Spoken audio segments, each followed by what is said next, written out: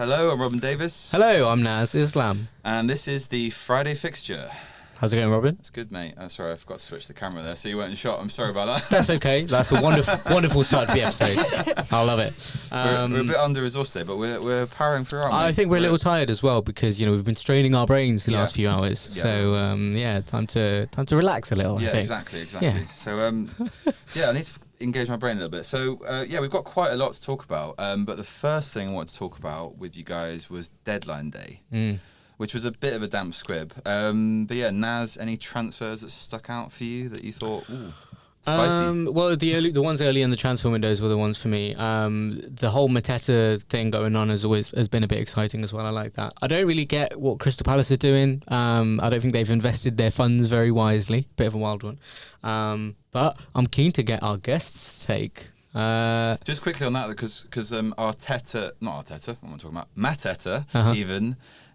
His medical at AC Milan was cancelled because of a leg injury. I think Milan got a bit burnt in the past, so they were just like, we're staying well clear of players like that who have those sort of injuries. But yeah, I feel like he's in a bit of no man's land, isn't he? He's a bit stuck now. Yeah. He's not going to play. Totally lost. It's a shame. Deserves better. Top player. But yeah, what are you guys' thoughts on the transfer deadline day? And welcome, by the way. Sorry. When do I introduce myself? Brain fart, Do you know what I mean? Let's introduce you guys first. Yeah, sorry. Hi. Harriet. Hi. Thanks for coming on the pod. Who's support? Sheffield Wednesday. Sheffield Wednesday. We've got James. Hello. And we've got Issy. Issy? Hello, hi. You support Arsenal. Sorry, I support Arsenal. And it's me and Harriet's first time on the pod. But you've been with us before, doing a bit of... produced for us, I was Yeah. behind the scenes before. I didn't realise... I didn't know I could speak before, so I was silent. Oh wait, you can, if you're producing, you can Yeah. speak. You can, yeah. That's We do cool. allow it, sometimes, yeah. Yeah. Depends who it is. I'm joking. James, you're a City fan, aren't City you? fan. Yeah. Free money. We'll get on Sure, to obviously Man City spent quite a lot of money on transfer deadline. Well, not deadline day, but in the window. Yeah. So we'll talk about that later. But yeah, the other one I thought was quite funny, Naz, was the McLean deal that didn't go through at Crystal Palace, and then his partner put out quite a nice statement, sort of supporting him. But yeah, what are your thoughts on that? I mean, I think Simon Jordan's obviously a bit of a tough critic. Was basically just like he just basically said it's tough and that's part of the industry. But yeah, what do you think on? Yeah, it's true. I mean, the timing of it and how late it went on and those kind of things. It feels. I don't know how I feel about Simon Jordan because he does come out with a lot of things that I would probably agree with a lot of the time. He's just annoying.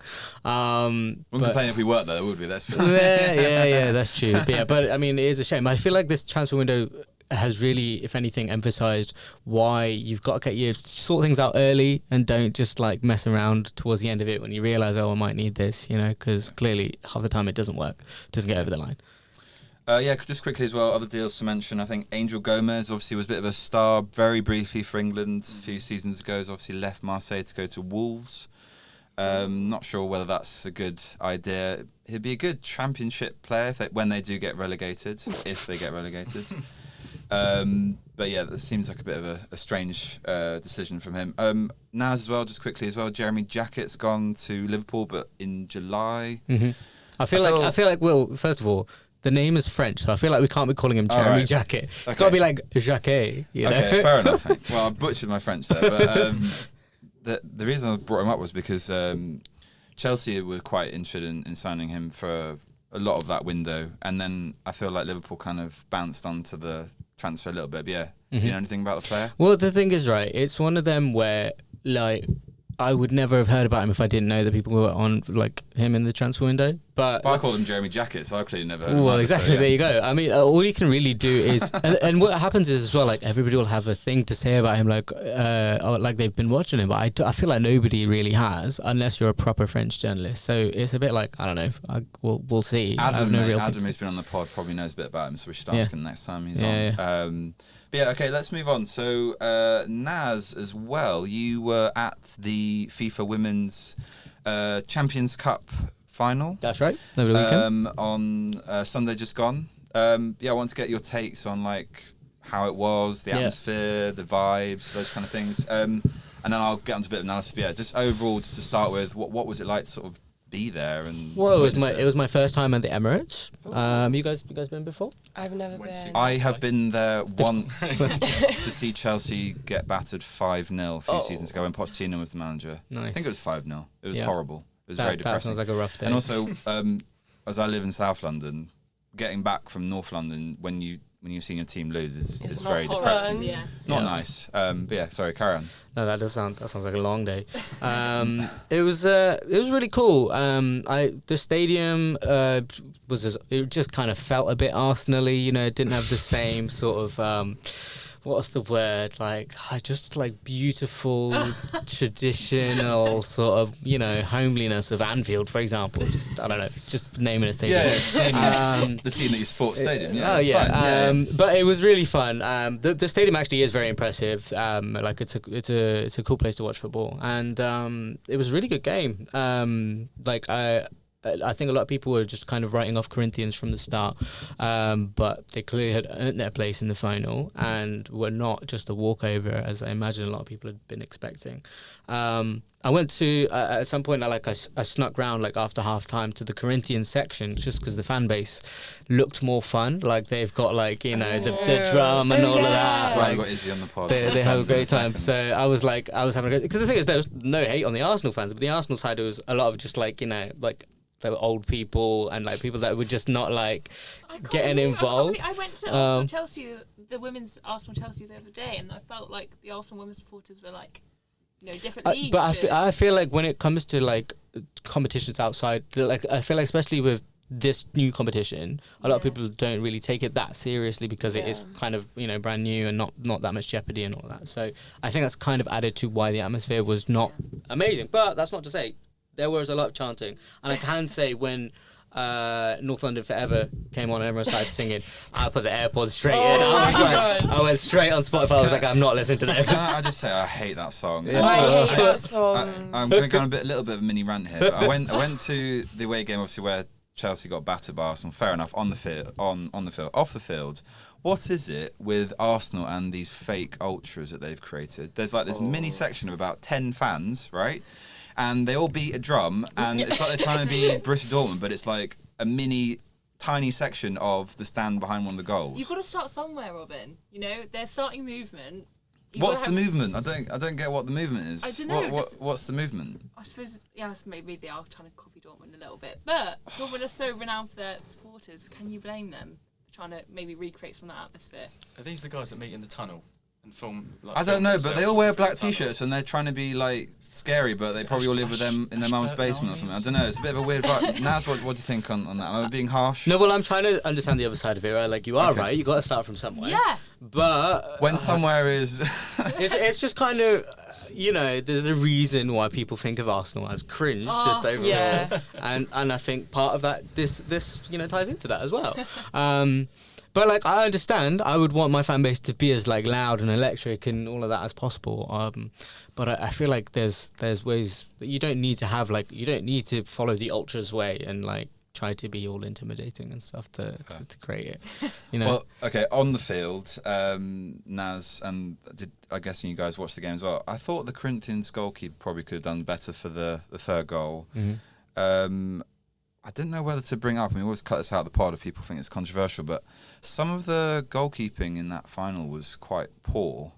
And I didn't know whether, it's always a bit of a subject where I feel slightly nervous to bring up, but the one area I feel in women's football that does need to improve is the training given to the goalkeepers. I think the resource has often been out for the outfield players.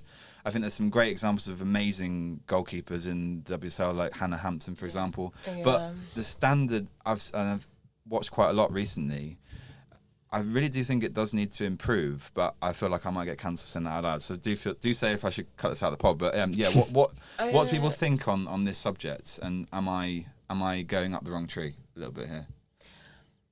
I don't. It's one of those things, isn't it, where people don't want to talk about. I mean, like, what was it?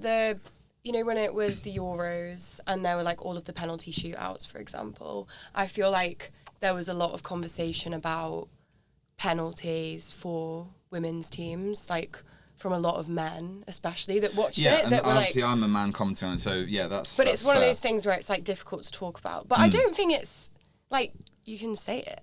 Do you know what I mean? Yeah, like, I it's think definitely an area that's weaker, I think, than... I would just say I think that to improve the product of WSL and women's football, I think that is one area where if they got that, if the training got better, the resource into it, the money, I think it comes down to money, unfortunately. Yeah. The goalkeeping training that goes into it.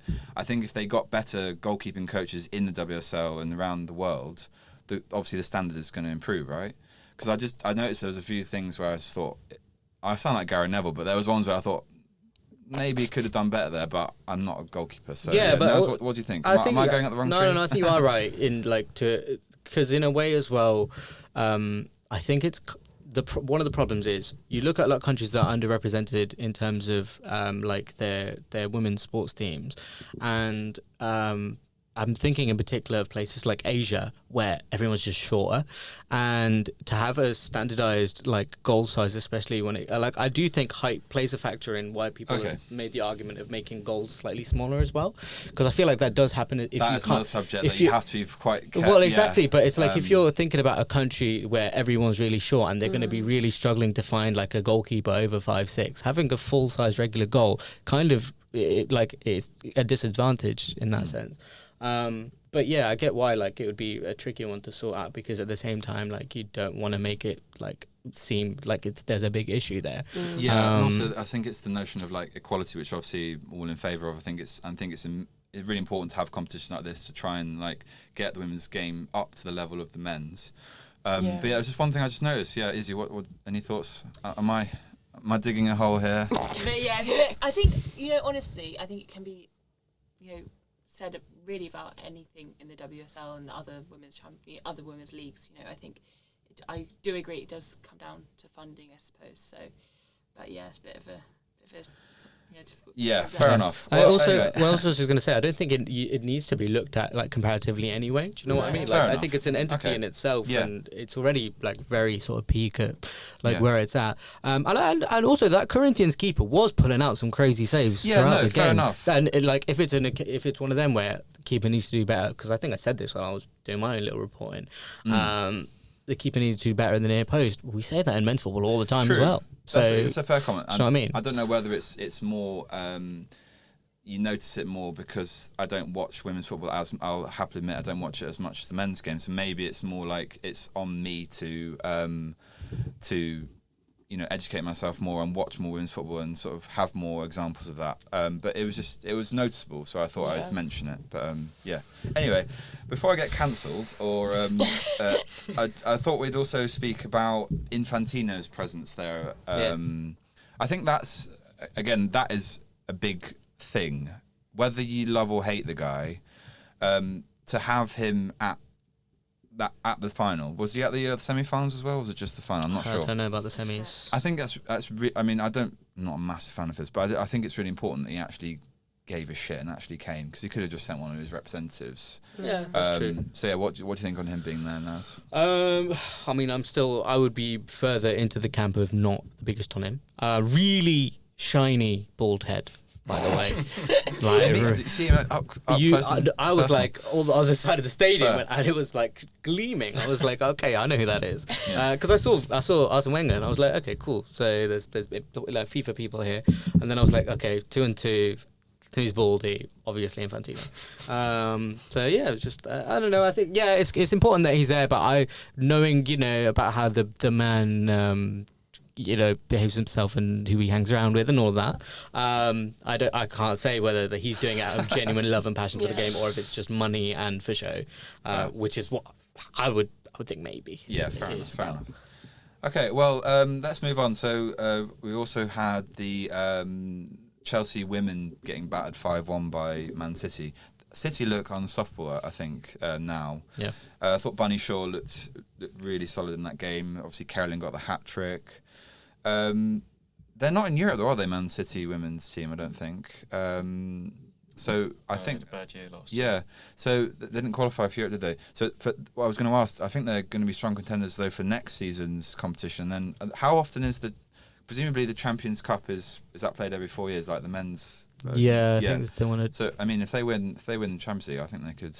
You think so? Yeah, I think they've got a really good squad, haven't they? So other than Alex Greenwood, they're all youngish. Yeah. Alex Greenwood's quality, I think she's like 32. I thought you were trying to say Alex She's Greenwood. the isn't. only I was bad like, one. she's so good. No, she's quality. She's just she might be a little bit old by the time the next one rolls around in 4 years. The rest of them are like 25, 26. Izzy, do you think, obviously this season, Arsenal have got a good chance in the Women's Champions League? I do, I really do. When I saw them play against Chelsea at Stamford Bridge, I think it was That was 2 weeks sad. ago. Yeah, 2-0, wasn't it? 2-0 loss for Chelsea. It was good. It was a really good match, though. I don't think the score reflected the game itself. It was a lot closer than that, I think. But, Arsenal did look really strong, to be honest. Yeah. And, it wasn't an easy match for Arsenal, considering how well Chelsea have been doing in the WSL. So... Beth Mead looks sort of a player rejuvenated at the moment as well, playing really well. Yeah. So it was good to see from an England perspective, less so from a Chelsea point of view. But congrats on winning that game, and good luck. Good luck in the Champions League. On to the men's now. We obviously had Chelsea beating West Ham 3-2, which was a great game. That was a great game. For me, maybe less so for Maeve, who's not here today. Naz, what are your thoughts? I mean, obviously last night Chelsea lost 1-0 to Arsenal, played 5 at the back. Yeah. Lego Man, talk to me a little bit. I was going to ask you first, where's that come from? Because I thought Lego Man, that's naturally Arteta is who I think about. I've coined this. Your own Lego Man is Rossini, yeah? Yeah, well, just because there was this joke, wasn't he, that he makes the squad build Lego, which could be like press talk, and actually it's not true. But I think for me, he's either David Brent or Michael Scott, because he gives the energy of those guys as well. Yeah. Anyway, I in terms of as a manager, I find him quite admirable. Yeah. I think he's trying to do new things. Mm-hmm. Like we saw against Arsenal, he was trying to do things against the corners. He's trying to just be a bit more creative. I feel like they got a bit of I think it was Paul Merson last night, post match analysis, was saying that how poor he thought Chelsea were. I thought in the first half they were really very good, but second half obviously Arsenal. Izzy, you did watch that game as well last night? Like, it wasn't the most exciting. It wasn't a good game. No, if you're a neutral, you'd be bored. Yes, I feel like bored. you obviously, if you're not a neutral and you support either team, you're going to be engaged with that game for obvious reasons. But yeah, if you're just watching that casually. Naz, I don't know if you saw that game live. Sometimes you're not even. Sometimes you are a fan and you're still not engaged. No, that's football, isn't it? You have good and bad games all the time. But yeah, obviously, just quickly going back to the game at the weekend, obviously for Chelsea, I thought Enzo Fernandez is cementing his place. I think Carragher was singing his praise as well, saying how good he is as a number 8 and kind of box-to-box midfielder. But he's kind of, I don't know, he feels. I'm not going to say this is a big statement. It's not Lampard levels yet. But he is playing very, very well consistently, every game. And I think sometimes he does get an unfair treatment in the press because of all of his tattoos and his personality and his off the field stuff. But yeah, I feel like he probably is one of the world's best players. I don't know if anyone disagrees with that, but he's definitely in top 10. Would you say, James? Top 10 midfielders. Midfielders, all right. Yeah, midfielders. I'm therefore, yeah. I really like him. But top 10 players in the world is quite bold. Top 10 midfielders, definitely, yeah. Okay. And obviously we had Adama Traore. I think Naz has sent me a few memes about this. I've been sent a few by Matt Wolf and other people. That was a very funny moment, wasn't it? So Harriet, did you see that? Well, yeah, so Fulham's kind of like my London team. So obviously when he moved to West Ham, I knew he was a big guy, but Pedro's face, when he turned, he turned and he was just like, nah, it was just so funny. He's just not built like a footballer. No, he's not. He's built like a rugby player. And I think he'd do well in rugby. I think he'd do brilliant in rugby. Apparently he has no workout routine. Really? Apparently he's slacks in the gym and stuff as well. He's just naturally just a massive guy. Just huge. He does gym obviously, but just not hard. And apparently he just goes to the steam room and then goes home. Yeah, fair enough. Apparently.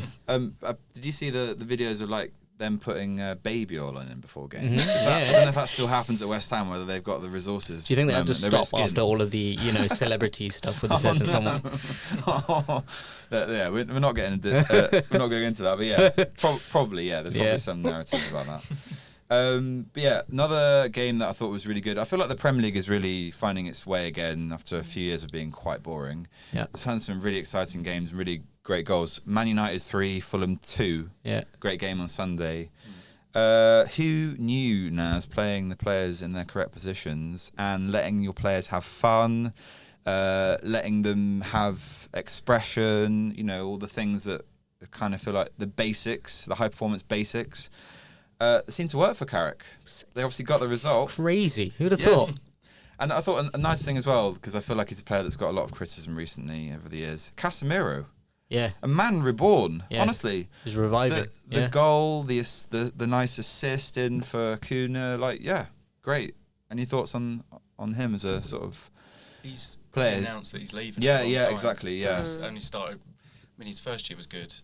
Second year, felt bad for him second year because he had to play centre half.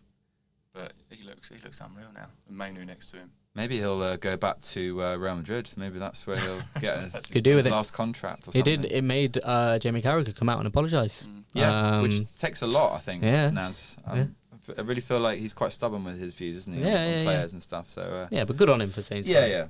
I thought as well, it was a great goal from Kevin, who plays for Fulham. Harriet, if that's your London-based team, that was a great goal, wasn't it? It was a great goal. No, I love Kevin. I don't know, he's just got something about him. Yeah. He's got flair. I don't know. And also, I feel like that was a goal that, I mean, I think the weekend before Ben Deere scored a similar goal outside the box. Like, we're getting a few more screamers outside the box. We're not getting these like pep tap-ins anymore. Naz, are you fan of these kind of screamers that we're seeing? I mean, you heard what I was saying a couple of weeks ago when we had Ollie, and I was talking about a North London team's impact on the league and what it had done to the beauty of football. Yeah, it's really nice to see. And, you know, I feel like a lot of people are seeing it as maybe an antidote to that kind of thing. So, you know, more goals outside the box, please. Sesko as well. I felt that was kind of a Rooney-esque finish. The nice faint touch. Yeah. The dummy from Fernandes in the build-up. Yeah. That felt like a Sir Alex Ferguson like last-minute winner kind of vibe goal. I feel like maybe I know he's not dead, but it feels like Sir Alex is living through Michael Carrick. That's what it feels like. It's gonna be some Michael Carrick before too long. Yeah. And yeah, I just quickly on Fulham. I think they've obviously got Oscar Bob in. That's a great signing. Harriet, you must be pleased with that. Pleased with Bob. James, obviously a Man City fan. I mean, Oscar Bob has always got a bit of a reputation as being a great player. To do it now, though, I think he had I think he started 4 or 5 games start the season. Didn't take his chance. Yeah. So got Semenyo now. He's just never going to play. Fair enough. He had to move. Sad to see him go, but. Was it 40 million that Fulham paid? Something like that? I think so. It's like a standard 30, price for like an English player that's like it's up and coming. Crazy, like honestly. Cole Palmer. £35 million. You just don't think about how much money that is now. As well, as in, what do you mean in terms of like not for them it's nothing? No. It's just in both ways, in the sense of like football transfers and in the sense of just us as regular people looking at money. Like in both ways. If you had 35 million, mate, and you're not telling any of us, then bro, I wouldn't be on here. This studio, we'd get a great studio upgrade if we had 35 million in the bank. But yeah, okay. The next game I thought would be good to chat about, and then we'll go in more detail about Man City, was the Spurs Man City game. Yeah. A great game. We had a great Sunday of fixtures actually, and Saturday. I thought it was a great weekend all around. But great advert for the Premier League. But yeah, Spurs 2, Man City 2. The thing I wanted to talk about was the second goal, guys, from Solanke. Yeah. I don't think it's selfish, but I've heard people say it. But again, we're going on the beauty of football, trying to make the Premier League more exciting. People need to be more selfish and try things like this, right? Yeah. What do people think? Was that a good thing that he did that? Was it selfish? Was it irresponsible? What do we feel on that as an attempt? Because 9 times out of 10, that's probably going out of pay. Did he mean it? Like, is that a silly question? Or is he just throwing a leg at it? I think he did. I think I'm probably just being a bit bitter, to be honest. I mean, you maybe are being a little bit bitter, but so. I thought it was a great goal. Naz, did you enjoy that as a finish? Yeah, cracking aesthetically. Finish. And honestly, I'm here for it because it's nice to just have like. Sometimes, whether he meant it or not, sometimes it's just nice to have this catalogue of goals, especially if you're a striker. You just want to be like, I'll flip it. I just went for it. I got a goal, whether he meant it or not. Yeah. You'd like to think he did. Yeah. To be fair. Yeah, I think give the benefit of the doubt. Yeah, I would. And is Solanke playing himself? I mean, if he carries on, he's been in good form. He scored against Dortmund in the Champions League at home, I think. Seems to be getting a bit of a run together. Come back from injury, seems to be doing fairly well. I think DCL, obviously, Dominic Calvert-Lewin for Leeds, obviously having a good season. Yeah. But it's good to have. Obviously, I feel like Harry Kane is our number one boy and always will be until he retires. But we need some competition because I feel like Watkins was the only guy that was really competing. But yeah, do we think It's really weird that players like decide to turn into serious ballers as the World Cup is around the corner. Like, the most frustrating part should be to themselves, I guess. But if you're their employers and you're their club, surely you're just asking, like, well, where was this for? You know, like in terms of like Calvert-Lewin, for example, like other teams, why is he not? I suppose why is he not turned up? By the same token, it's good to have extra incentives, and if he's seeing a place that can be gained for the World Cup, then Spurs are going to benefit. The club, England are going to benefit. So it's kind of there's no losers except for the fallow seasons between a World Cup and the Euros. Then like you say, then you've got a problem. Yeah. But if there's a tournament that they're fighting for a place for, then you've got a striker that wants to score like at least 15 goals, get noticed by Tuchel or whoever the England manager is. So yeah, I'm not sure. I'm not sure if they're right. Well, it works out for the country, I suppose, right? Yeah. Yeah. Okay, so the other thing I thought I'd talk about in that game was obviously Thomas Frank. I think 2 weeks prior to that, they were talking about getting rid of him and sacking him. Apparently, he went for dinner and had a nice bottle of wine, and everything was rosy. But yeah. You missed a perfect time for job. Everything was rosy. My brain, the cogs were like, should I do it? I was like, no, I'll just go deadpan. So I was just like, I'll avoid it.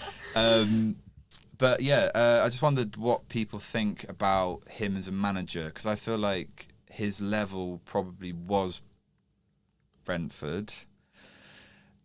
I don't know if he's got the mustard for a top 6 club. But yeah, does anyone think that I'm chatting rubbish there? No, I'll speak to my friend Isaac, who's a big Spurs fan, and I think he's basically saying the same thing as you. You know, he was good for Brentford perhaps, but for a club like Tottenham, not the right fit, I think, to be honest. I think, you know, the fans are kind of a bit disillusioned with him now. I don't really know if there's any going back for Frank, unfortunately, but we'll see. Well, the obviously they didn't lose against Man City, so I feel like maybe start of second half performance. They were very bad in the first, weren't they? But in the second half, they really came alive. So is there an in between club between Brentford and Spurs? Well, I think West Ham used to be that club, didn't they? But then they've completely collapsed. So like maybe like Thomas Frank at a decent Everton sort of thing. Lukaku vibes, you mean like 2013, 2014 is what yeah, because I think he is better than Brentford. I think he can, you know, he's got the minerals for that. And you know, I think given the right support, there's still time for him to make Spurs work, because we are very harsh and very quick to say it's not working, you know. That's true. I think maybe he'd have been given more time a few seasons ago, but everything is very like now, isn't it? So, do you think Europe saved him a bit?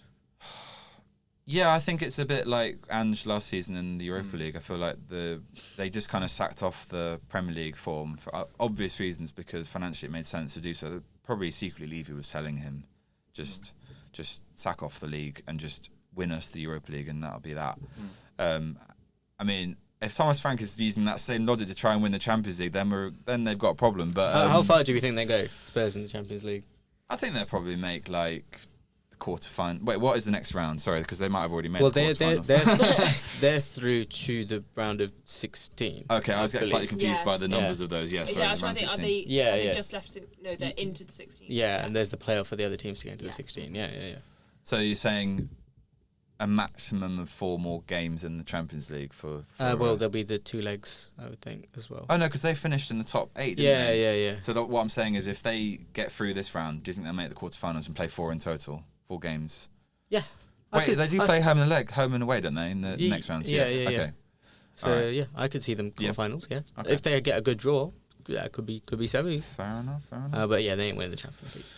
Okay, well, we've got a lot of games to preview. Thought we'd start with Izzy's Arsenal playing Sunderland. Yes. Obviously, big game in terms of the title stretch. I think it could be a deceptively hard game, because I think I feel like Sunderland have been pretty solid this season. They've got a lot of their players back from AFCON, which is really good for them. But yeah, Izzy, let's just ask you again, just quickly, because obviously you did go through last night in the League Cup, 4-2 in aggregate. It was obviously, we spoke about earlier, it was quite a boring game, wasn't it? But I asked this to Ollie, so I'm going to ask everyone that comes on the pod as we go through the season. Do you think you can win the quadruple? Gosh, I don't. Because Ollie was very, very. I mean, that's good. It's nice to have confidence. I kind of had a soft go at him for being, I was basically like, why do Arsenal fans do this? But yeah, what do you think on that? I don't want to be too confident because obviously Arsenal have the pattern of kind of mid-season bumbling it up. So I think after the loss to Man U, to be honest, I was a bit concerned about for the rest of the season. I thought, could this be the start of Arsenal's performance being affected? But then obviously we did really well against Leeds. Yeah, you did. 4-0, yeah. And Gyökeres scored as well, didn't exactly, he? So I think we have. I don't want to tempt fate, but I think if we can, I think it's all down to the mental stamina, I suppose, of Arsenal, which we haven't had in previous seasons. So I think if we can keep it up, then yes, I think we've got the skill. I think we're the best club, especially in the Prem, we're definitely the best club. So hopefully we can hold on to the lead. 2 points on that. Obviously, Gyökeres did score against Leeds. Yeah. He had quite a good game. He obviously missed a chance as well, a few chances. Own goals is still near the top of the scoring charts for Arsenal. Yeah. He was described by Ollie and I think maybe other Arsenal fans, which sounds a bit mean, as Gyökeres, this is not own goals, as the fridge. do you agree with that as a nickname? No, I don't. I think we've been really harsh to Gyökeres so far. To be honest, I reckon he's going to score 1 or 2 goals to Sunderland because he's only scored I think against promoted clubs this season. I think it was Burnley and Leeds are the only clubs he's scored against. So I'm hoping maybe it's something in the psyche of him knowing he's playing a club that's been recently promoted. He's going to be able to pull through and get the goal on the weekend. But yeah, I think we need to give him a bit more time. Yeah. To be honest, I think we've been a bit quick, to put pressure on him. Are you starting him over Jesus? Because I feel like he's sort of made a bit of a renaissance, hasn't he? Scored against Inter in the Champions League away. Scored against Leeds and he came on, scored a nice goal for the 4th, I think. Yeah. I think good to have competition, right? And also Havertz as well, coming back, scoring goals. Yeah, so exactly. Yeah. Sadly. I think he just needs to get. I think probably Gyökeres just needs more time getting used to obviously Saka and Havertz playing. So I think that's going to take time. But I think we've been really harsh to him. To be honest, I think we need to give him a bit more time to find his feet. So. Well, there's a lot of press narrative as well about A for England, B for Arsenal, but the Saka versus Madueke at the moment as well. I feel like Saka is kind of the boy for England, isn't he? He always plays really well for England. I don't think I've ever seen him have a bad game, actually, but I could be wrong. Naz, but yeah, I feel like... firstly, I'll ask Naz about England in a second, but for Arsenal, I mean, obviously, Saka is he an Arsenal? Can you call him a legend yet? I feel like once he's won a trophy, maybe you can. So young. Yeah. How old is he? 23? 23, 24 years. He's been playing for years as well, hasn't he? Which is crazy. I know. He has been around for many, many years in the Premier League. But yeah, his form, I feel like, unfortunately, I'm one of those fans as well, where I don't watch all of Arsenal's games in full. I just see like condensed highlights or like the goals sometimes if I don't have time.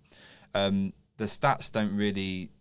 You could argue don't lie with Saka, but I don't watch him 90 minutes for what I'm saying. So for you as an Arsenal fan, is he still having a good season despite the numbers kind of not mirroring that, or what do you think? I think obviously he's not having a good season as previous seasons, and I think I'm quite protective of the lineup, but yeah, I think it, because he rested for the Leeds game, wasn't he? Yeah.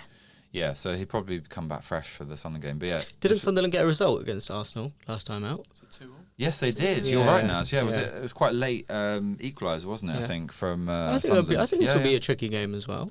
Okay. But I think in terms of form, though, I think Madueke should be starting over Saka right now anyway, because he's showing that. Okay, well, you said that for Arsenal. Mm-hmm. I'm going to ask you the same question for England. No, because Saka turns up for England. Yeah. That's what it is. Like. He just have better games, which is surprising because you'd think like really he should do the same for Arsenal. I don't know what's up with that. Yeah, I mean it's a nice problem to have, isn't it? As well, it's a bit like the Cole Palmer stuff, isn't it? I mean, like, it's nice to have a player like that. He's like, oh, should we play Cole Palmer? It's like obviously in most people's brains, like 2 seasons ago, it's like a non-negotiable probably starting for England, but obviously not quite found the same form of late. So yeah, I think the future is bright even for Madueke as well. I mean, he's left like a lot of Chelsea players left and played for Arsenal but he's actually doing very well. Whereas I feel like sometimes there's a bit of a hoodoo about doing that. Hasn't always worked out for. I think Willian was a great example of a player that went there probably a bit late in his career for Arsenal, but yeah, fair play to Madueke. A quick question for you, Robin, as yeah. well. How did you feel about Havertz scoring and then tapping the badge? Well, do you know what? That's your Champions League winner. I actually respect him more for doing that than, players that... one thing I really hate in football is all the kind of fakeness of, like, post-match interviews and, like, all the kind of prosaic nature of the answers and all that kind of stuff. It's actually good to see someone, like, actually giving a shit and, like, if they're having a better time at a club, fair play to him. Yeah, I don't really have a problem with it, but he won us the Champions League. Arsenal, he won't win the Champions League at Arsenal, so could come back to bite you. That this will definitely come back to bite me. Pay this back. But yeah, that's a great timing now for our next segment, which I was going to talk Harriet as you drop your phone on Sheffield Wednesday. I know. I don't even want to talk about it. I think we should. Well, be a shame if you don't want to talk about it, because you have come on the pod. Kind of one of the reasons is to talk about your beloved Sheffield Wednesday. But yeah, how do I say this nicely? But I feel really sad about what's happened at Sheffield Wednesday. But I'm going to try and find a positive spin. I'm going to start the question off by saying -7 points. Come on, -7 points. With the club going into administration. But the question I was going to ask you is that actually a blessing in disguise because you've gone into administration? I mean, and you've got rid of Transiri. No, it's fine. Yeah, I think this whole process has been going into administration. It's been sad for a lot of fans. There was a kind of silver lining when it was announced that it was happening and Chansiri was out. Like the fans turned up, people were really happy. Yeah. They were kind of like, we've got our club back. Yeah. But the club shop as well, wasn't it? The club shop went really busy. It got all busy in there. But I think it's just getting to a point now. Obviously, we're playing Swansea at the weekend, and it's like, it's sad because people, like, I don't really get excited to watch the games as much as I used to now, because it's just, that it's not going to go very well and we're not going to win. I think it's 25 matches now that we've not won a game. Wow. We're on -7 points. You say that, but when I've watched a few of your games, the Wrexham game, I thought you played quite well in that. Do you know what? The team is still unified, aren't they? The team's still unified. There's moments of good football. There's moments, but it's not prolonged. I mean, like, there's some kind of hope in it, I think, but it's just like I think we've lost 27 players or something this season, and that's a lot of players. Most notably, Barry Bannon's gone now. I was going to ask you about Barry Bannon, yeah. Barry Bannon, Scottish legend. I love that guy. And Is he one of those guys that if he was in Sheffield around the stadium or something, is he just going to get around a pub around Sheffield Wednesday? He's famous. He's a celebrity there. He's a celebrity. I'd buy him a pint. He's brilliant. And sadly he left. And he's a club legend. I think it's very hard to not like Barry Bannon. Do you think, though, that you lose a player like that, it kind of signifies, a change, a chapter ending, and hopefully, obviously it's really sad he's leaving. Maybe this is the start of a new dawn. You go into, I don't want to tempt fate, probably go into League One. Well, it's not really a probably, is it? -7. I was trying to be optimistic. I was like, how can I try and spin this in a nice way to Harriet on the pod? I was looking at your fixtures and I was like, is there a mathematical way? Can if you went on this mad run? I don't. Because I feel like now in the Championship, you can. I mean, players like teams like Sheffield United did it, where they literally went from being in the bottom 3 to they're 15, fighting for the top spots, which is kind of crazy. Yeah, sorry, your camera's gone a little bit blurry, so I was just trying to... No, don't you worry. -7 though. Don't know about that, doing the same thing. There's no chance. Yeah. I don't think. It's not good news. The only positive, though, if we go back down to League One, should be a little bit easier. Maybe start winning games again. You'll come up against Northampton Town as well. So there you go. Maybe... Oh, no, but we might get relegated too. Okay. And to be honest, I was speaking to my dad about this recently, with Barry Bannon leaving. Yeah. And he was like, I actually think this could be not a positive thing. Like, no one wants to see it. He's been at the club for 10 years. No one wants to see it. But he was like, I actually think it's the start of, something completely new. Start from scratch. Yeah.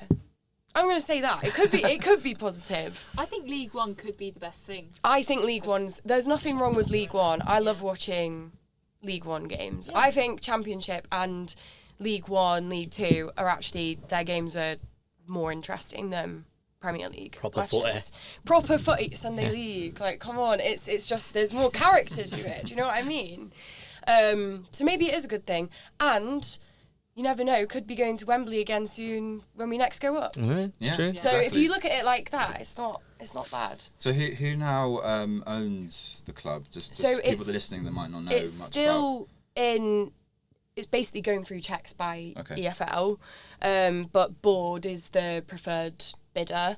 I think if those checks don't go through by May, then it gets handed over to, I can't remember what it's called, but a board that will basically sort it out. Okay. But it's going through the process now. And the administrator, Chris Wigfield, he's had kind of like mixed reactions from people. Because I think he's been really transparent about stuff. He's kind of like addressed fans like, this is what's happening. Like, you know, the club's it's not doing well, like we need to sort it out.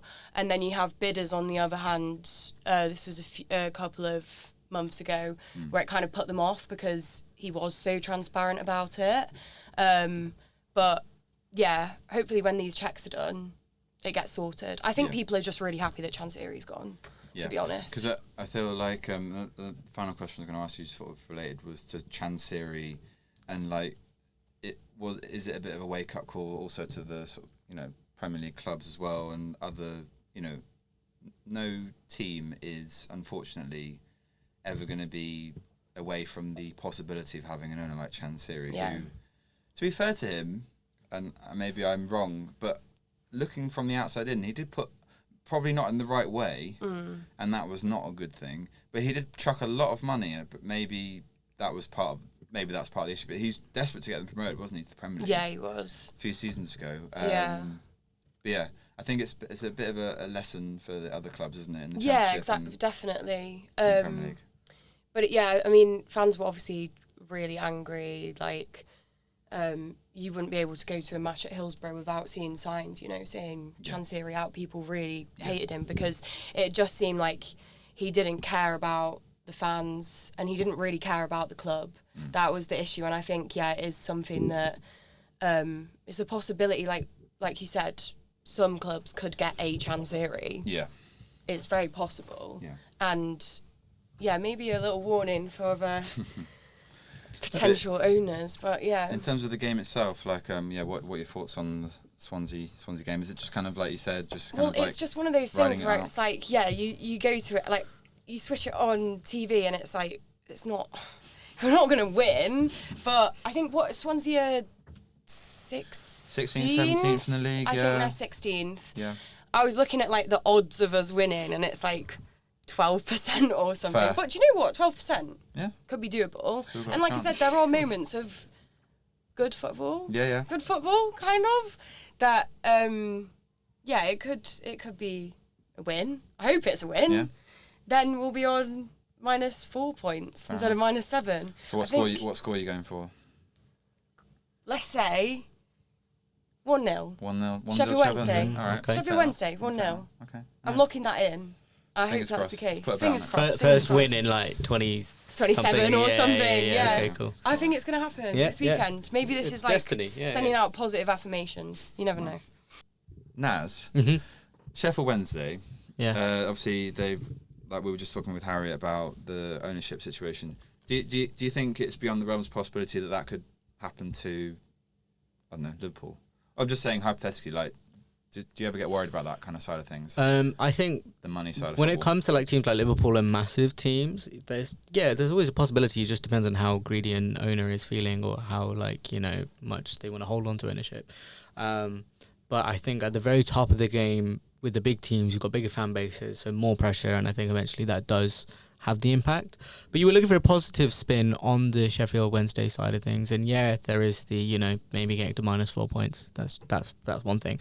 But I think the community aspect of it has actually been really nice to see everyone sort of come together for the same cause and express passionately how much their team actually means to them.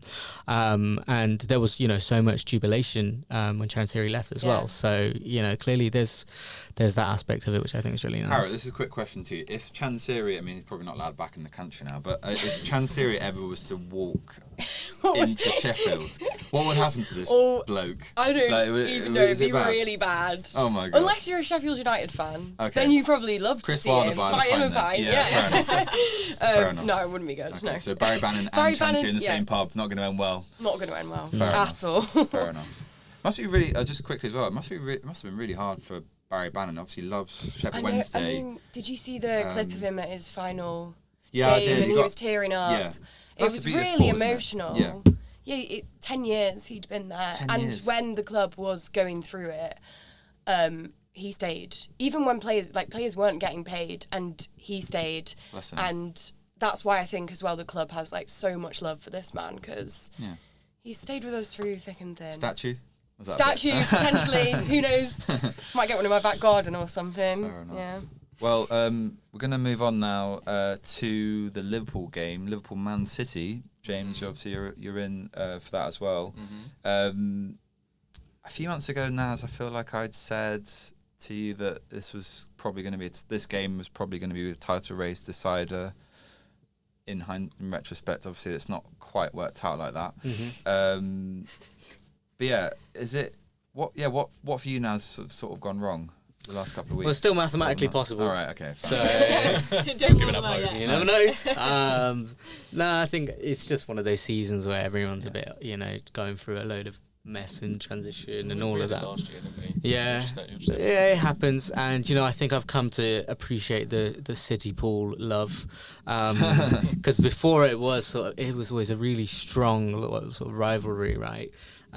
Because it was two teams really going for it, and I think they've both just kind of gone out. We need a break. Give us a sec. We're back, and then both teams will be back. It's just taken a little while to just have a bit of a shit time, and someone's got to step up in the meantime. And I guess Arsenal are doing that. Yeah. It will still be a good game though. I'm always excited for Liverpool City. Yeah, it's great. Super Sunday, isn't it? Yeah, it'll always be entertaining. So yeah. Okay, and also Ekitike. He's come in. He's done really well when he's played for Liverpool. I thought it was really clever touch for the second goal he scored. And when comes back, I feel like we spoke over Christmas about this. Do you think he'll carry on being benched, or do you think I think the price tag will mean that he'll negates that kind of he'll play regardless of that? I think the plan is to have them both playing. Yeah. I think the ideal solution would be them two and Florian Wirtz behind them. And I think when they eventually click, that'll be amazing. They just need some time. So I would say next season is what I'm holding out for that to really click. Do you think that's going to work though? Yeah, I want to say so. And I think Salah will move on. I have a feeling he'll be gone in the summer, which is really sad because that's a Premier League legend. But, a player that seems to be sort of obviously different style of player, but I feel like Florian Wirtz is really finding his feet. Yeah, scoring consistently now. It's been described as a mixture between Kevin De Bruyne and Frank Lampard / winger. He's got a lot about him where he's sort of. What was it at one point? Was he 0014? He got. Well, this is click now. He looks quality. When he was in his 0014 or whatever, it was. Aside from that, he was still playing really, really well. He just didn't have the statistics to back it up. I think it was just quite fun to laugh at it. But everyone could see that he was going to be a good player. Yeah. And obviously, the transfer window's obviously shut for January. He kept Robertson. There was a lot of talk of him going to Spurs. Yeah. And then I think you're going to bring back one of your is it Tsimikas who used to play for? They were trying. I think they're trying to bring him back, and if they had, Robertson would have gone. So obviously, that didn't happen. But I do think that although Robertson is getting older, having someone like that in the dressing room is a bit like when Azpilicueta was at Chelsea. Having a player like that in your squad is really important. That's why England want to take Henderson to the World Cup. Yeah. Exactly that. So I think actually that'll be a blessing in disguise. Yeah. Regardless how many minutes Robertson actually plays, I think it's good to have him in the dressing room. Yeah. But yeah, I was going to ask you as well, Naz, because obviously we spoke about the Champions League and the women's side. Obviously the men's side, obviously it's getting quite heating up. I feel like we spoke about the quadruple as well for Arsenal, both sides actually, Arsenal women and Arsenal men's win the Champions League maybe. But for Liverpool, is this kind of a realistic goal that they could actually go all the way and just a bit like, not quite go Ange style and just drop the league? But you know what I'm trying to say? Like, do you think there's a viable option for them actually going far in the Champions League? Because I feel like Liverpool is suited for the Champions League in a way, the way they play. That's true. I think if you were to proportionalise our eggs in our basket, they would be most of them in the Champions League one, and maybe a few just trying to make sure we get qualification for Champions League in the Prem. But we're very more, I think we're capable, and you are right. I think the team is designed for that one-off, because all our games against big teams in the Premier League as well, like we've done quite well. So I think it's a case of really, if we can lock in for that, we'll go deep. Okay. Well, James, obviously a big City fan. Signed some big players in January transfer window. Although Pep came out and said that you're not spending enough money in the transfer window at the moment. So there's a bit of a strange kind of vibe from him. And I feel like the reporters were like, you spent 100 million on 2 players, but it's fine. We'll gloss over that. But yeah, for you, I feel like, I know obviously you drew the game against Spurs, but I mean, Semenyo, what a player he is. Yeah. He is. For me, he's the real deal. I think he's. He plays for Ghana, doesn't he? I'm so sad because he's born in the UK. I'm so sad that he didn't play for England because I feel like he would compete. He's got a proper, he'd have a chance, but like London accent on him, isn't he, when you hear him talk? But he looks unreal. Yeah. Worried for Doku. I think he had a purple patch about 6 games in.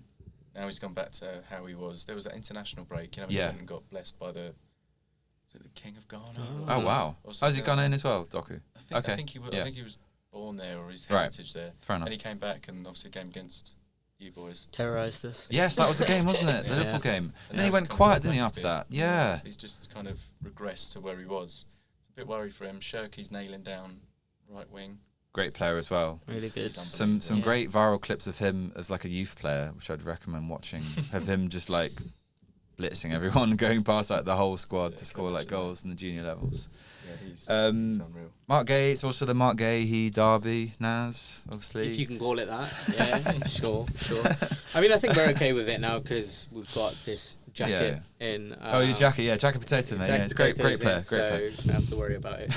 But we'll see how it goes anyway. Oh wait, no, that's not. That's an inappropriate joke someone made about Mark Gay. That's not. I can't bring it up on the podcast. Oh, fair enough. I'll tell you afterwards. I'll tell you afterwards. That's for our premium. Like, if you pay, there's a paywall for that. If you want to hear more from Naz, please pay us £6 a month, and we will delve deeper. Yeah, exactly. But yeah, in terms of Pep Guardiola, James, I think there's a bit of a narrative to say that he's getting a bit tetchy these days. Yeah. For you as a sort of Man City fan, do you think is he looking for a way out? Is it sort of like a sort of way of him kind of building the excuses early doors, or what are your thoughts? His interviews have always been different. Last 2-3 months they've been chaotic. Some of the stuff he's come out with, like the net spend. It's just everything he says just seems like it's tongue in cheek. I don't think he's given a serious answer since Christmas. 1 win in 6 in the league. 1 win in 6, is it really? Yeah. Gosh. So Arsenal should be 15 points clear. But I think we dropped points against Chelsea, and then we dropped points against someone else. Can't remember. It was a couple of weeks after Chelsea. But that's probably because that was when Maresca was still in charge, and I feel like we always played well against the big sides, so that's probably a reason why that was what happened. The caretaker. Oh, it was. Sorry. Yes, it was. It was the game after. You are right. You are right. Sorry. But both them times, Arsenal then went and drew and lost. Yeah. So Arsenal should be done already. So for you, sorry, as you go. I was just saying, did you see Pep after the Spurs game saying, getting frustrated at people as if talking like, the title race is over? I don't know if you saw that. It's kind of like what Naz is saying.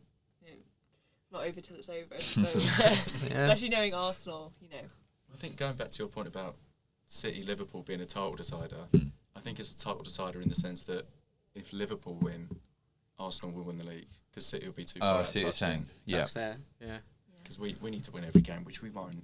So please, Naz, let Liverpool lose. Well, I heard people talking about this because it's an interesting subject, because people were raising it about Spurs City too, being like, well, if you're a Spurs fan, do you just want your team to lose so that Arsenal, don't run away with it? But then it's kind of accepting your position as a loser.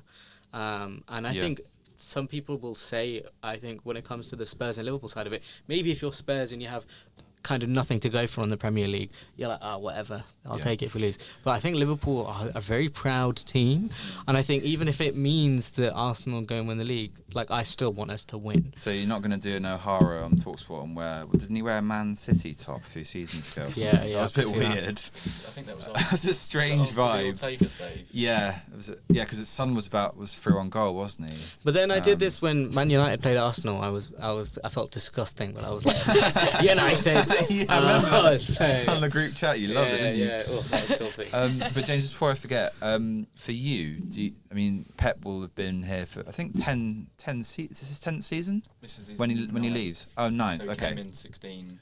Oh, my bad. Okay, well, nearly 10 calendar years of Pep being at Man City. What is it for you that your sort of fondest memories? What's his legacy going to be when he does finally leave Man City? Centurions. I don't think anyone's ever 100 do points. that again. That was Southampton away, wasn't it?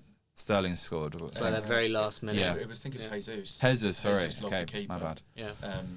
No one's going to beat that. No. Obviously treble, but treble's been done. I also think that was a season when Liverpool were outstanding as well. I mean, obviously they always are very strong, but you had Mane peak, Salah peak. Yep.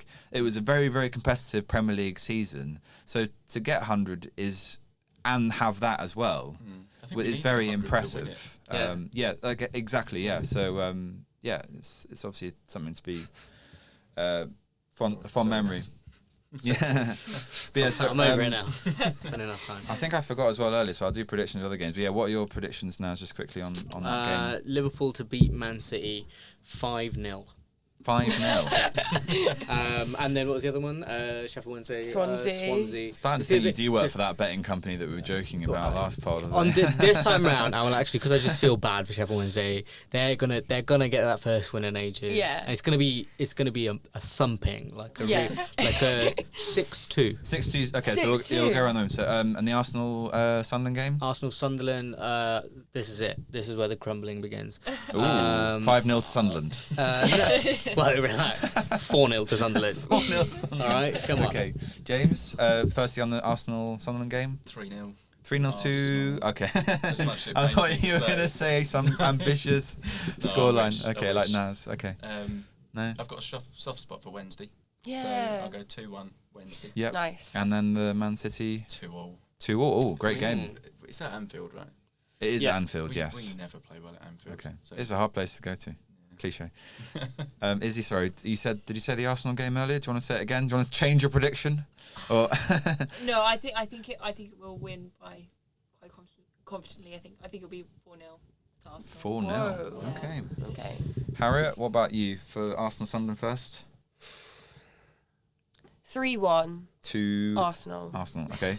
And obviously Sheffield Wednesday. Swansea? I don't think it's quite going to be. What did you say? 4-2, Naz? 6-2. 6-2. I don't think it's going to be quite that. I would be happy. Sheffield Wednesday. Is that what you mean? Yeah. Okay, nice. I think sounds like a bit of a pity score. I'd like a goal at least. Come on, a goal, please. In a 6-2 loss. No, 1-0. Okay, 1-0 to Sheffield Wednesday. Or 2-1. Change it. 2-1. 2-1 Sheffield Wednesday. Okay, nice. Arsenal, Sunderland. Yeah, I think Saka will probably start this game and maybe score a few goals. I think maybe 3-0 to Arsenal. For Sheffield Wednesday, I'm going to go with heart over head. I'm going to go 1-0 Sheffield Wednesday, and I think it's going to be a great game. Man City Liverpool. I think it might be 4-3. Nice. Might go 4-3 to Man City just to keep the title race going. But yeah. Naz, we'll come to you now for On This Day, my friend. I'm going to be so real with you, Robin. I've not got On This Day already. But that's fine. Because listen. What I normally would do. We were very busy today, so we'll let Naz off. No, it's fine. We'll still do it. Don't worry. Do you want to borrow my iPad? No, it's cool. I'm locked in. Don't worry. I'll sort it out. But I also did just want to ask. Should we put some like music on in the background whilst we wait? A bit of this in the background. No, don't turn it off. Anyway, Is it off? Yeah. That's off. Don't worry. Okay, I'm just gonna quickly. I'm gonna have a look. Yeah. Just to see, because we have a website that we use, don't we? Yeah, I mean, we can probably cut this bit out, or we can keep it in. Journalism. No, yeah, this is totally by me. No, I was going to ask, one thing I wanted to ask about was about transfer deadline day, because I wanted to ask about what your guys' team's best sort of late sort of panic buys that still counts. in transfers that you've wanted to get, because I was looking recently about our season of getting Andy Carroll and Luis Suarez in, which turned out was the same one that Torres went to Chelsea. Yeah, it was a mental end of the transfer window, but that I would say overall worked out very well for us. And you could argue now, as I know obviously there's a lot of hate to Torres leaving, but it worked out well for him as well. Like he obviously wasn't great for Chelsea consistently. Yeah. But he came to the club, he scored quite a few goals in important games. League. Scored the goal that got us through to the Champions League final. Yeah. Like, he had a good season, a good time at Chelsea overall. I know you're not going to agree with me, but yeah. No, I'm happy for him, because he always deserved trophies, which he never got at Liverpool, so I'm glad he got that at Chelsea. Yeah. I have a little peek at the on this day. at this website that we use for research. I'm looking at one. Legit. It's more of a recent one. Okay. Which is about Arsene Wenger. I never know if I should say Wenger or Wenger. Is it? Wenger. Well, I pronounced Jeremy Jacket earlier as Jeremy Jacket, so you do what you want to do, Naz, in terms of pronunciations. That's true. Well, this one is quite funny. It's on the 4th of February 2017. Arsene Wenger had to... Well, he had a touchline ban, so he's decided he was going to go and sit with the fans at Stamford Bridge. He had a 4-match touchline ban at the start of 2017 for abusing a 4th official. And so he just sat next to an Arsenal fan who was his gardener. So yeah, but Wenger himself said he didn't realise that that's who he was. Was this the same? I feel like I'm mixing up games. That's against Man United when he got sent off and did that iconic pose, didn't he? And he walked up to the stands and was just like, "Where do you want me to stand?" Mm-hmm. I feel like he's got a bit of history of doing stuff like this, doesn't he? What a character! And it was at the Emirates the other day, which was cool. very special to see the man in the flesh. Yeah, very cool. I mean, I don't really know if I can create a question out of that. I just found that quite interesting. I mean, we kind of had last week we did talk about funny stuff that your manager's done. Yeah, we went down a bit of a weird rabbit hole. We won't go in, but Glenn Hoddle, look it up if you want to look it up. I'm not going to say it again because I tried to say it a few times and it was getting a bit weird. But I mean, I would like to extend that question to you guys as well that we did have last week, because it was quite interesting, and we did bring it up when you sent me a reel about Ian Holloway as well. Yeah. But just like any memories of your managers that have just said funny things or gone on a rant or done funny things. Pep every week Pep's at the got moment. loads. Come on, Yeah. James. No, I don't know if I can say it on here. Try it. We can. You can always cut it. A journalist said to him... The premium version of the podcast. There you go. $6.99. A journalist said to him, Danny Alves said that playing for you is better than sex. What do you think about that? And he replied and said, I prefer the sex. Which is just the most damn thing I've ever heard in my life. That's always the one that just pops into my head. Fair enough. Izzy, have you got anything that comes to mind? Trying to think. Oh my gosh, my memory after this exam. I remember when Wenger said, well, I've seen clips of him saying he doesn't believe in injuries. I can't remember who he was referring to, but it's quite funny. He said Arsenal don't get injuries, and it was quite funny moments. Yeah, nice. Harriet, see, I feel I'm just going. I'm going back to this pre-Chan series. No, I loved Darren Moore. Great manager, and this isn't something funny that he said, but it was just that Peterborough match. The game. The second playoff leg, game. Yes. Which, just watching that man's face. Did you go? I didn't. I was in London. But it was honestly just watching his face when we scored in extra time. It was remind people for the podcast, what was the aggregate going into the second leg? Have you heard about this game now? 4-0. Yeah, they were losing 4-0 in the first leg. So you're thinking it's over. Yeah. Second leg at Hillsborough.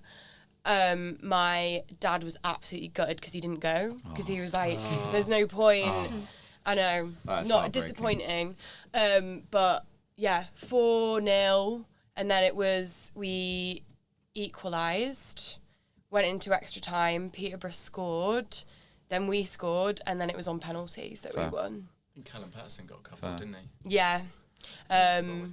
Honestly, great watch. Just watch the highlights. Yeah, I it's a sometimes great do game, it. honestly. If I have a couple of beers, I'm just like, let me relive this moment. Jack Hunt scored the winning penalty in Darren Moore's face. And that's probably another advert for like why the lower leagues are so much fun to watch. For me, the one that comes to mind, because I feel like he came to my brain more recently because Chelsea played Napoli. There was a funny presser that Conte did where he's basically asked quite a serious question about Diego Costa. And the accusation was that like Costa was basically saying he was being treated like a slave. I don't know if you remember this. And it's just like the look on Conte's face when he's just thinking like, this guy's getting paid like 300 grand a week. What is this guy on about? And he just starts laughing.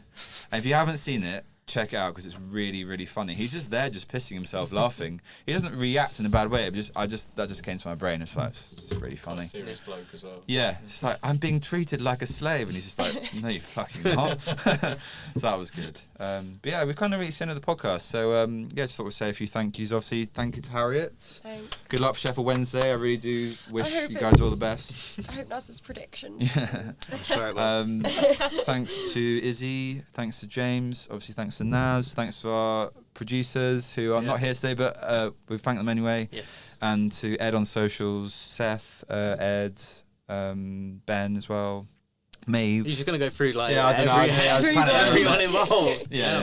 It's like you're accepting Well, an award. there was one week where I just forgot people's names, so I feel a bit paranoid. So, Anyway, this is just a memory exercise for you. exactly, mate, exactly. Great. So, but yeah, thanks guys for listening to the pod, and we'll see you next week. See you next week. Thanks. Bye-bye. Bye.